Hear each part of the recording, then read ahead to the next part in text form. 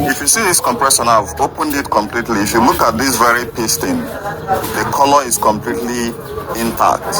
Look at this one, the color is completely intact. But look at this one here. Can you see that sharp thing there? That is what we call the metal shaving, which I'm talking about. So the compressor is touching the body and is scraping the body, and that is what is changing the oil. And when it changes the oil, it kills the compressor. Can you see that sharp this thing there? Look at this one again. Look at this one. Can you see? Now let me show you where it's scraping on inside the compressor that is making it to grind. Now this is the bare housing of the compressor. You can see all these lines. That is those things that is causing it. It gives it a very huge mark here. Look at another one. Look at it. Look at another one there.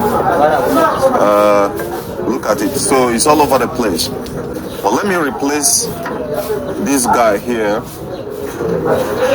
And if you see this compressor now, I've opened it completely. If you look, you know, a lot of people actually believe that Africa have low IQ and they are incompetent of innovating and inventing. But in this very today video edition here, I'm about to shock and break their bubbles because they would not see this coming. For more than 5 years ago, I've been nursing unconsciously that whatever the West, be it Japan, the Asia, or any industry, whatever they built is perfect. Until this time, I decided to look critically into a very problem which most compressor often come across. Like here, we have a variable displacement compressor for 2013, 2014, 2012 Toyota Camry. And what is the problem? The compressor internal structural arrangements is going out of order. When I look at it, I thought this compressor down here and I started seeing the flaws. And in these flaws, as you can see right here, where he's pointing, this overhang here is useless. It has nothing, no role to play inside this compressor aside to cause a problem. Now, a lot of you guys are going to think that this is a design flaw on the surface area, but on a deeper level, this is not a design flaw. This is practically working as it's designed.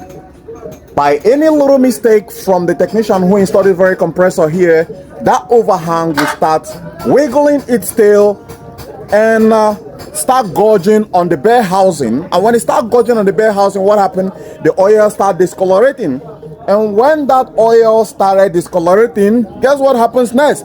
It targets one of the critical components that fails in 95% every car AC variable displacement compressor every year.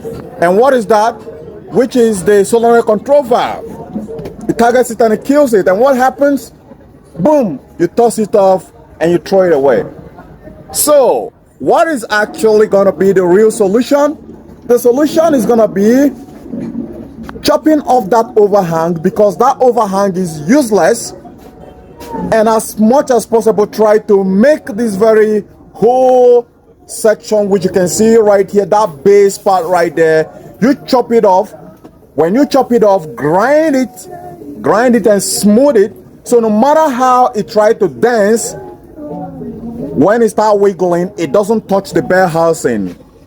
And that is going to shove this very Chinese compressor or even Denso Japanese compressor, plants obsolescence, and shove it right at the back or the ass of the people who created it, so that it will fail and discolorate the oil. No matter the oil you change, it doesn't matter. The result is going to be the same. And when once it kills the pilot control, it's dead. So you go back into buying another one. So why they are still telling you that Africa is not capable of innovation, inventing, industrializing? They are feeding you garbage. It's not about the roof. It's not about the environment. In most cases, It's about how critically you can think up here to solve a problem. This is $1 million problem that I just identified right now. But if you go on the YouTube right now, you go on TikTok, a lot of people are not looking at this very side here, right? So from this day onward, you are going to understand that whatever these people design is not perfect. Is just walking around an eggshell, a plant's obsolescence, which is meant to fail quarter mile and get you right back running into the market where you're gonna shell out your money. So you can see it right there. Those areas there is what is actually causing the problem. But in order to prevent it from happening, that overhang there can be scraped off and remodeled, and this whole thing will work well. Now, I have seen a company that designed this before, and guess what? Their compressor don't have this very problem interplay. So I'm certain Denso knows exactly what they're doing. It is not oversight. No. It is a business model, a strategic business model to get car owners coming back, replacing one compressor after another. And I've seen this on the Mercedes before. Though I don't have that, I actually have the compressor, but I can't tear it down right now. This overhang was dealt with because their engineers have actually looked at this perspective before and know that it's actually causing a problem when even the compressor doesn't have any major structural deformity.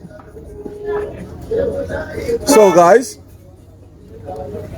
as for this very compressor here, I'm not going to toss it away. I'm going to remanufacture it. That's when you hear remanufacture. So basically the mechanic are thinking much more straightforward into giving the customer the value for their money rather than the big zillion-dollar industry. So guys, for a lot of you who are still buying into the bullshit of Africa is having low IQ and they are incompetent of manufacturing or inventing, well, you can shove that under your pillow and use it to rest your head until when you come down here. And let me give you just something to chew cord with. If 99.9% cars, machineries that you find in Africa today are imported from Japan, US, Europe, China, how are they still alive? Are there white people who are taking care of the problem, doing the maintenances? Or you're gonna say, okay, YouTube shares a lot of information. Well, no, not actually. YouTube is only sharing the surface area information, not a deeper information. So, how are Africans solving the problem without the Western people patching around? That is a question I want you to answer in the comment section. So, I'll see you in the next episode. Bye for now.